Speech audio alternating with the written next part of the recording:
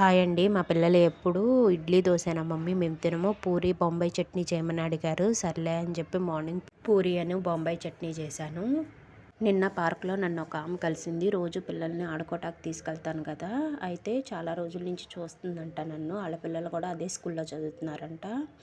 మీ ఇద్దరు వచ్చి పిల్లల్ని డ్రాప్ చేస్తారు, పిక్ చేసుకుంటారు. ఒకవేళ మీ హస్బెండ్కి కుదరకపోతే మీరు ఒక్కళ్ళే పిక్ చేసుకొని నడుచుకుంటూ వెళ్ళిపోతారు కదా, ఎవరినన్నా హెల్ప్ అడగొచ్చుగా అని అడిగింది ఆయన లేనప్పుడు. ఆ మాటకి నేను అన్నాను, ఎవరైనా ఒక రోజు చేస్తారండి, 2 రోజులు చేస్తారు. రోజు చేయాలంటే వాళ్ళకి విసుగు పుట్టిద్ది కదా, ఏ ఆమె ఏం చేస్తుంది, వాళ్ళ పిల్లల్ని కూడా తీసుకొచ్చుకోలేదా అని అంటారు. అలా అనిపించుకోవటం నాకు అసలు ఇష్టం ఉండదండి. అందుకని నా పిల్లలు నాకేమన్నా బరువా, నేనే తెచ్చుకుంటాను అని చెప్పాను.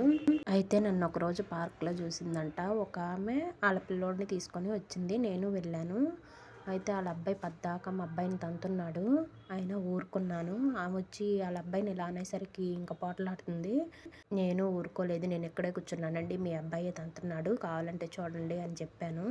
ఆమె ఇవన్నీ చూసి నిన్న నాతో చెప్తుంది, మీరు అంత స్ట్రాంగ్గా ఎలా ఉంటారండి, నేనైతే అసలు ఉండలేను అని. చాలా సిచ్యువేషన్స్ తర్వాత ఇలా స్ట్రాంగ్గా అవుతాము. మన తప్పు లేనప్పుడు మనం నిలబడాలండి, లేకపోతే ఏదో ఒకటి అంటారు జనాలు అని చెప్పాను. అసలు మా పిల్లల్ని వదలనండి, నేను నాతో పాటే తీసుకొస్తాను. ఆమె ఒక సిచ్యువేషన్ చెప్పింది, వాళ్ళ అపార్ట్మెంట్లో జరిగిందంట. ఆమె తప్పు లేకపోయినా ఆమె వెళ్ళి సారీ చెప్పానని. ఆమె ఏం చెప్పిందో నెక్స్ట్ వీడియోలో చెప్తాను. ఓకే అండి, bye. Please like, share, subscribe to my channel.